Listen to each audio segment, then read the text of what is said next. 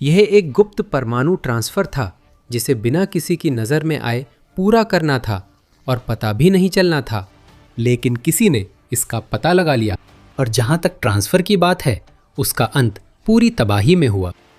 रूस ने अपने आखिरी बचे हुए सहयोगियों में से एक को समर्थन देने के प्रयास में उत्तर कोरिया को परमाणु रिएक्टर भेजने की कोशिश की, लेकिन किसी ने वो रिएक्टर भूमध्य सागर में उड़ा दिए।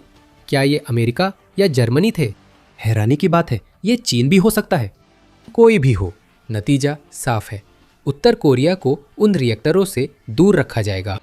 आइए बुनियादी बातों से शुरू करते हैं। 23 दिसंबर 2024 को उर्सा मेजर नामक एक रूसी मालवाहक जहाज भूमध्य सागर में गंभीर मुसीबत में फंस गया। जहाज पर कई धमाके हुए, जिनके चलते वह स्पेन के तट से करीब 60 मील दूर रहस्यमय परिस्थितियों में डूब गया। रिपोर्टिंग में कहा गया था कि धमाकों का कोई कारण नहीं था। बीबीसी ने 24 दिसंबर को बताया कि रूस के विदेश मंत्रालय ने इंजन रूम में विस्फोट की बात कही थी। उसी स्रोत ने यह भी बताया कि उर्सा मेजर सेंट पीटर्सबर्ग से 12 दिन पहले निकला था और उसे 2 विशाल क्रेनों का माल लेकर व्लादिवोस्तोक जाना था। बीबीसी की रिपोर्ट में एक छोटी सी दिलचस्प जानकारी थी जो अब बहुत अहम है। गंतव्य की स्वतंत्र पुष्टि नहीं हो सकी। कहानी के कुछ पहलू समझ नहीं आ रहे थे। उर्सा मेजर पर अमेरिका और कई देशों के प्रतिबंधों के कारण यह रूस के गुप्त बेड़े का हिस्सा होने की आशंका थी। सीधे तौर पर यह जहाज कहाँ जा रहा था और क्या ले जा रहा था, इससे जुड़ी किसी भी दावे को संदेह की नज़र से देखना जरूरी था। यह जहाज भी उसी भूमध्य सागर क्षेत्र में था जहां प्रतिबंधित रूसी जहाज स्पार्टा भी था। दोनों जहाज विस्फोट से कुछ दिन पहले इंग्लिश चैनल से गुजरे थे, जिससे उर्सा मेजर हिल गया। कुछ तो गड़बड़ थी। अब ये वही रास्ता है जो व्लादिवोस्तोक जा रहे जहाज ले सकते हैं। यह इलाका रूस के सुदूर पूर्व में है, जहां उत्तरी रूस के चारों ओर जहाज चलाना वैसे भी मुश्किल और सर्दियों में लगभग असंभव है। व्लादिवोस्तोक खास है क्योंकि यह उसी इलाके में है जहां रूस का पुराना सहयोगी उत्तर कोरिया स्थित है, और पुतिन के यूक्रेन पर आक्रमण शुरू करने के बाद यह रिश्ता और भी गहरा हो गया है।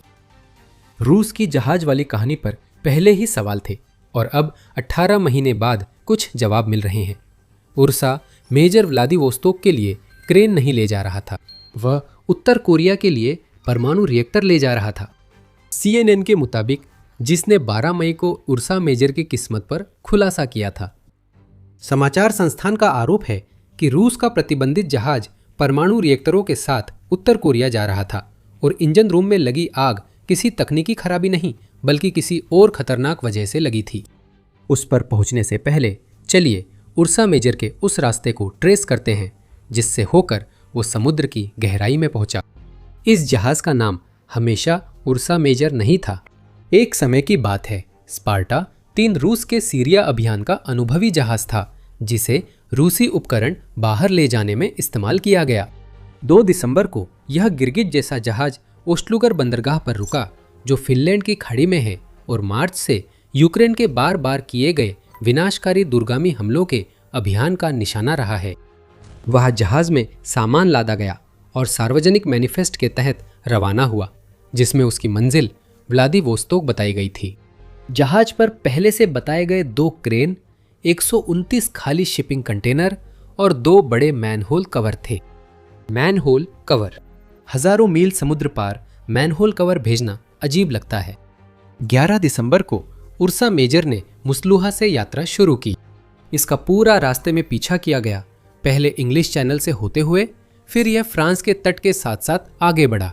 पुर्तगाली नौसेना के विमान और जहाज़ों ने तब जहाज पर नजर रखी जब वो उनके जल क्षेत्र की ओर बढ़ रहा था, जिससे पता चला कि उर्सा मेजर के साथ 2 रूसी युद्धपोत अलेक्जेंड्रा ओत्रिकोव्स्की और इवान ग्रैन भी थे। अलेक्जेंड्रा ओत्रिकोव्स्की एक रूसी लैंडिंग शिप है जिसमें 57 मिमी की 2 तोपें, मल्टीपल लॉन्च रॉकेट सिस्टम और मैन पैड्स लॉन्चर लगे हैं। जहां तक दूसरे की बात है, यानी इवान ग्रेन, यह भी एक लैंडिंग शिप है जिसे नेवल टेक्नोलॉजी के अनुसार ईगला सतह से हवा में मार करने वाली मिसाइल सिस्टम, 76 मिलीमीटर की एक AK-176 नेवल गन और 30 मिलीमीटर की तोप से लैस किया गया है। AK-630 M2 close in weapon system. साधारण कार्गो शिप के साथ इतनी फायर पावर भेजना बहुत बड़ी बात है। फिर कहानी में अजीब मोड़ आता है। एक रूसी कार्गो शिप को चाहे उस पर प्रतिबंध ही क्यों न लगा हो, किस चीज की जरूरत हो सकती है? अगर वह सिर्फ क्रेन, मैनहोल कवर और खाली कंटेनर ले जा रही थी तो पूरी सैन्य सुरक्षा क्यों चाहिए थी? निश्चित रूप से इससे वह गुप्त जहाज और भी ज्यादा सबकी नजरों में आ जाता। 22 दिसंबर तक पुर्तगाली नौसेना ने पीछा छोड़ दिया और उर्सा मेजर स्पेनिश जल क्षेत्र में पहुंच गया, जहां सब कुछ गलत हो गया। पुर्तगाली नौसेना के पीछा छोड़ने के 4 घंटे बाद जहाज स्पेनिश जल क्षेत्र में अचानक धीमा हो गया। स्पेन में बचाव कर्मियों ने रेडियो पर पूछा कि क्या कोई समस्या है। उर्सा मेजर के चालक दल ने कहा सब ठीक है, जबकि असल में कुछ भी ठीक नहीं था। करीब 1 दिन बाद उर्सा मेजर ने अपने रास्ते से अचानक तेज मोड़ लिया और 23 दिसंबर को लगभग दोपहर में जहाज के चालक दल ने आपातकालीन मदद के लिए कॉल किया। उन्होंने बताया कि जहाज के दाहिने हिस्से पर 3 तेज धमाके हुए, 2 चालक दल मारे गए और उर्सा मेजर अब हिल नहीं सकता था। स्पेन तुरंत हरकत में आ गया और बचाव दलों को भेजा ताकि बचे हुए 14 चालक दल के सदस्यों को बचाया जा सके। करीब शाम 7:30 बजे एक स्पेनिश सैन्य जहाज सहायता के लिए पहुंचा। आधे घंटे बाद इवान ग्रेन ने सभी जहाज़ों को क्षतिग्रस्त जहाज से 2 समुद्री मील दूर रहने और बचाव दल को तुरंत लौटाने का आदेश दिया। स्पेन ने आदेश मानकर और जहाज नहीं भेजे। स्पेन ने हेलीकॉप्टर भेजकर छोटा बचाव दल उतारा। फुटेज में एक बचाव कर्मी इंजन रूम में घुसने की कोशिश करता दिखा, लेकिन वह सील बंद था। बचाव कर्मियों ने देखा कि उर्सा मेजर स्थिर थी और डूबने की संभावना नहीं थी। वे चले गए। रात 9:50 बजे इवान ग्रैन ने कई लाल फ्लेयर्स छोड़े और 4 धमाके हुए, जिनका पैटर्न स्पेन के राष्ट्रीय भूकंपीय नेटवर्क ने बाद में CNN को बताया कि यह पैटर्न पानी के नीचे की बारूदी सुरंगों या जमीन के ऊपर खदान में होने वाले धमाकों जैसा था। 1 घंटे से थोड़ा ज्यादा बाद उर्सा मेजर डूब गई। मजबूत स्थिति से 4 घंटे से भी कम समय में डूबना अजीब था, खासकर जब रूसी सैन्य जहाज फ्लेयर्स छोड़ रहा था और धमाके जहाज को हिला रहे थे। ये समझ से बाहर था। यह तब तक नहीं पता चला जब तक जहाज के कप्तान ने बात नहीं की। तभी उर्सा मेजर असल में क्या ले जा रही थी, इस बारे में कुछ जानकारी सामने आई। कप्तान की बात ने सब बदल दिया। लेकिन इससे पहले कि हम उसमें गहराई से जाएं, आप देख रहे हैं द मिलिट्री शो और हम आपको पूरी जानकारी देते हैं, सिर्फ सुर्खियां नहीं। अगर आप चैनल पर नए हैं तो ऐसे और वीडियोस देखने के लिए सब्सक्राइब करें। अब एक छोटा सा सुराग है कि उर्सा मेजर क्या ले जा रहा हो सकता था, जिसे उसके डूबने के समय बहुत कम कवरेज मिला। उर्सा मेजर के पास परमाणु सामग्री ले जाने का लाइसेंस था और कप्तान का बड़ा खुलासा दिखाता है कि हो सकता है वो सचमुच परमाणु सामग्री ही ले जा रहा हो। 14 जीवित लोगों को जहाज से बचाकर स्पेन के कार्टाजेना ले जाया गया, जहां वे स्पेनिश जांचकर्ताओं और पुलिस अधिकारियों से मिले। जांचकर्ताओं ने घटना का पता लगाने के लिए पूछताछ शुरू की। जहाज के कप्तान, जिनका नाम बाद में इगोर अनिसिमोव बताया गया, शुरू में बात करने में हिचकिचा रहे थे। फिर से ये अजीब है, उर्सा मेजर में सिर्फ क्रेन, मैनहोल कवर और खाली कंटेनर थे और वह रूस के एक हिस्से से दूसरे हिस्से तक जा रहा था, है ना? ऐसी कौन सी बात है जिसे छुपाने की जरूरत है? और इतनी बड़ी बात क्या है कि कप्तान को डीब्रीफिंग के दौरान अपनी जान का डर था। स्पेन के जांचकर्ताओं को जल्द पता चला। जब अनिसिमो पर उर्सा मेजर पर लदे हुए मैनहोल कवर की जानकारी देने का दबाव पड़ा तो कप्तान आखिरकार टूट गया। CNN की जांच से सामने आया कि वे मैनहोल कवर नहीं थे। स्पेनिश सूत्रों के अनुसार अनिसिमोव ने बताया कि उर्सा मेजर 2 परमाणु रिएक्टरों के पुर्जे ले जा रहा था, जो पनडुब्बियों में इस्तेमाल हो सकते हैं। कैप्टन ने कहा कि रिएक्टरों में ईंधन नहीं था, लेकिन बताया जाता है कि अनिसिमोव ने खुलासा किया कि उसका पूरा शेड्यूल एक दिखावा था। उसका मानना था कि जहाज व्लादिवोस्तोक के पास पहुंचते ही उसे उत्तर कोरिया की ओर मोड़ देंगे। जहां तक क्रेनों की बात है, कप्तान का मानना था कि उन्हें बिल्कुल भी डिलीवर नहीं किया जा रहा था। वे उसकी मदद के लिए थी ताकि संवेदनशील माल उतारा जा सके। आखिरकार अब सब कुछ समझ में आने लगता है। रूस का विशाल रेलवे नेटवर्क, जो लगभग 53,000 मील तक फैला हुआ है, निश्चित रूप से रूस के एक हिस्से से दूसरे हिस्से तक साधारण माल ले जाने के लिए जहाज से कहीं बेहतर विकल्प होता। लेकिन परमाणु सामग्री को किसी दूसरे देश ले जाना हो तो उन्हें पानी के रास्ते ही जाना पड़ेगा। अगर उर्सा मेजर के कप्तान की माने तो यही हो रहा था। उर्सा मेजर पर माल लादे जाने के वक्त उस लूगा की सैटेलाइट तस्वीरें काफी कुछ बताती हैं। वे 2 नीले वर्ग और 2 सफेद वस्तुएं दिखाती है जिनमें एक गोली जैसी है। CNN के अनुसार ये सफेद वस्तुएं खासकर न्यूक्लियर रिएक्टर प्रेशर वेसल्स, संभवतः VM4SG रिएक्टर्स जैसी लगती हैं। इसकी पुष्टि नहीं की जा सकती क्योंकि इन्हें ले जाने वाला जहाज डूब चुका है। असली तस्वीरें खींचे जाने के 1 हफ्ते बाद वे सफेद वस्तुएं गायब हो गई जब उर्सा मेजर ने ओस्लोगा छोड़ा था। पहले कई बड़े खुलासे हो चुके हैं, लेकिन अब जो बताने वाले हैं वो सबको चौंका देगा। उर्सा मेजर का भाग्य किसी तकनीकी खराबी या जहाज हादसे का परिणाम नहीं था। इस रूसी मालवाहक जहाज के डूबने में जो हमने देखा वह पश्चिमी सैन्य हस्तक्षेप का एक दुर्लभ उदाहरण हो सकता है, जिसे खास तौर पर रूस को उसके अनियंत्रित सहयोगी उत्तर कोरिया तक खतरनाक परमाणु सामग्री पहुंचाने से रोकने के लिए अंजाम दिया गया था। तो सवाल उठता है कि उर्सा मेजर को क्या डुबो गया और ये किसने किया? अनीसिमोव ने इस बारे में और जानकारी दी। उसने दावा किया कि उसने जहाज के ढांचे में 50 सेंटीमीटर बाय 50 सेंटीमीटर का छेद देखा था और क्षतिग्रस्त धातु अंदर की ओर मुड़ी हुई थी। यह आंतरिक विस्फोट का संकेत नहीं देता। यह संकेत देता है कि किसी चीज ने उर्सा मेजर के ढांचे को भेद दिया और उन विस्फोटों को शुरू कर दिया जिन्होंने जहाज को तबाह कर दिया। यूनाइटेड 24 मीडिया के अनुसार स्पेनिश जांचकर्ताओं ने ढांचे के आकलन से सहमति जताई है, जिससे अनुमान है कि उर्सा मेजर को रोकने के लिए किसी देश ने दुर्लभ बैराकुडा सुपर कैविटेटिंग टॉर्पीडो का इस्तेमाल किया। स्पेन की जांच ने निष्कर्ष निकाला कि यही हथियार इस्तेमाल हुआ। ये हाई स्पीड टॉर्पीडो अपने आगे हवा छोड़कर पानी के ड्रैग को कम करता है और इतनी तेज चलता है कि लक्ष्यों को आसानी से भेद सकता है। कुछ मामलों में बिना विस्फोट के प्रवेश होता है, जिससे उर्सा मेजर के ढांचे में छेद के आयाम समझे जा सकते हैं। पारंपरिक टॉर्पीडो ढांचे को फाड़ते हैं, लेकिन बैराकुडा तेज रफ्तार से घुसकर जहाज के अंदर अपना विस्फोटक पेलोड छोड़ सकता है। जहां तक सवाल है कि बैराकुडा को किसने छोड़ा, तो ये और भी बड़ा सवाल है। CNN की रिपोर्ट के अनुसार दुनिया में केवल कुछ ही देश हैं जिनके पास इस तरह का टॉर्पीडो है। रूस भी उन देशों में से एक है जिससे यह संभावना उठती है कि इंजन रूम में हुए असंबंधित विस्फोट के बाद भूमध्य सागर में फंसे अपने ही जहाज को रूस ने खुद डुबोने का फैसला किया हो। हालांकि उर्सा मेजर के साथ मौजूद सैन्य जहाज उस बैराकुडा को नहीं चला सकते जितना हमें पता है। यह भी बताया जाता है कि ईरान के पास बैराकुडा टॉर्पीडो है, जबकि वो रूस का सहयोगी है। क्या ईरान उत्तर कोरिया की परमाणु महत्वाकांक्षाओं को विफल करने की कोशिश कर रहा था? माना जाता है कि ईरान सरकार 2024 के अंत में रूस को नाराज करने का खतरा नहीं उठाएगी, क्योंकि दोनों नई साझेदारी संधि पर हस्ताक्षर करने वाले थे। पश्चिमी देशों में अमेरिका के पास बैराकुडा टाइप टॉर्पीडो होने की खबर है। CNN की रिपोर्ट के अनुसार कई नाटो देशों के पास भी ये हैं, जिसमें जर्मनी शामिल है। हमें ये कैसे पता चला? जर्मनी ने सबसे पहले सुपर कैविटियरेंडे उंटरवासरलाउफ कोर बनाया, जिसे बैराकुडा भी कहते हैं।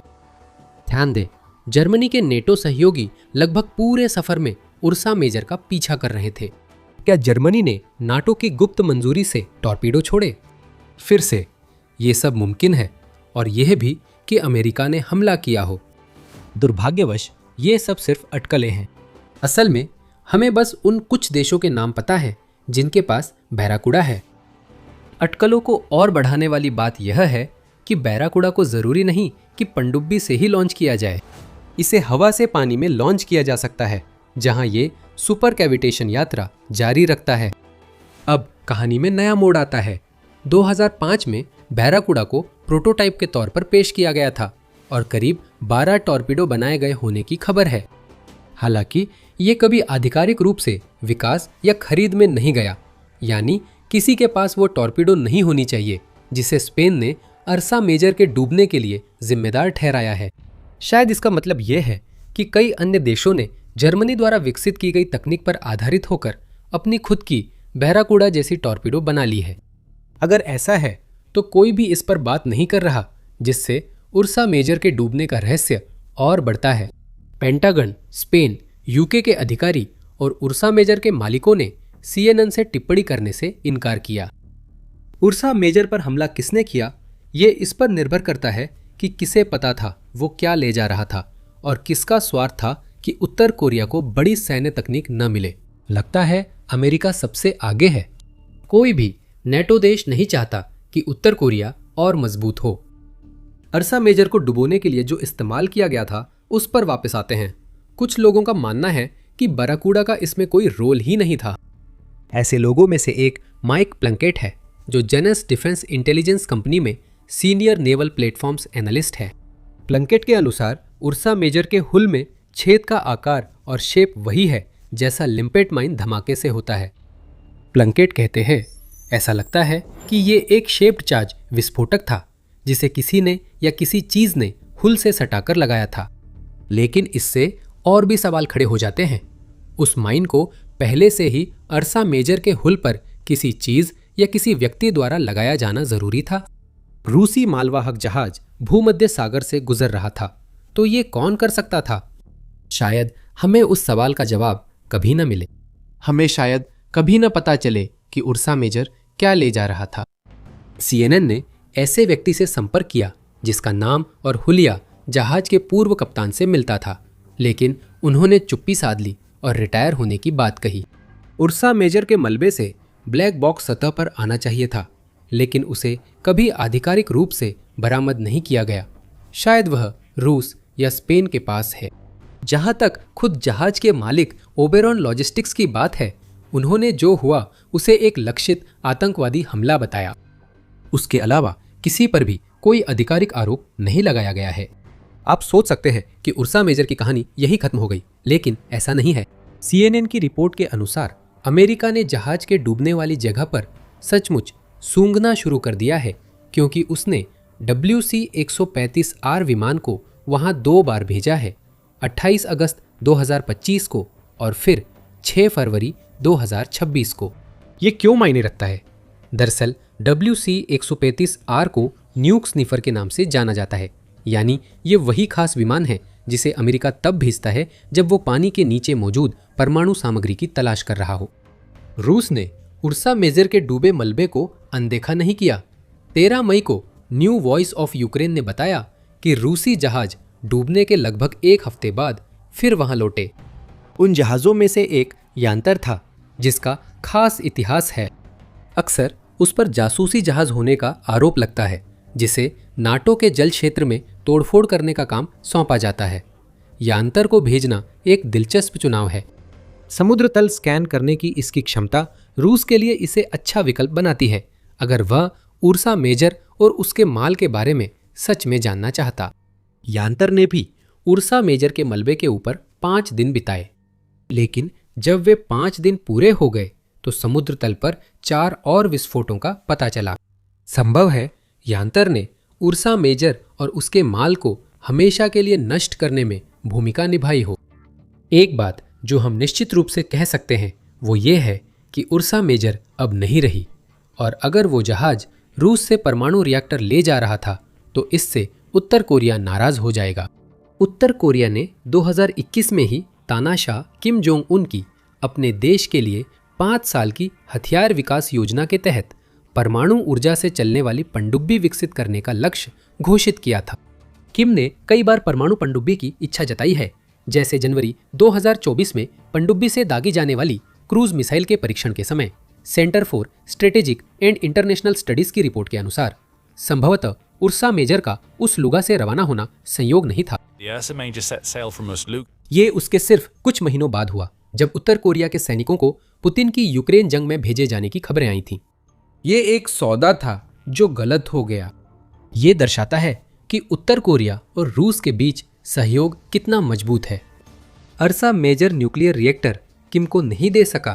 क्या रूस ने बाद में फिर कोशिश की? क्या उत्तर कोरिया को अब अपनी पनडुब्बियों के लिए जरूरी रिएक्टर मिल गए हैं? इसका जवाब शायद तभी मिलेगा जब वहां से परमाणु पनडुब्बियां दिखेंगी। अगर अमेरिका शामिल था तो उसकी भागीदारी शायद लंबे समय तक गोपनीय रहेगी। एक नई हथियार जिसे अमेरिका ने ईरान में इस्तेमाल किया उतना गोपनीय नहीं रहा जितना वह चाहता था। ये हथियार तो अस्तित्व में होना ही नहीं चाहिए था, लेकिन ये है और इसमें आधुनिक युद्ध को फिर से परिभाषित करने की क्षमता है। यह क्या है जानने के लिए हमारा वीडियो देखें और अगर आपको यह वीडियो पसंद आया हो तो द मिलिट्री शो को सब्सक्राइब करना न भूलें ताकि आप हमारा अगला कंटेंट मिस न करें। और देखने के लिए धन्यवाद।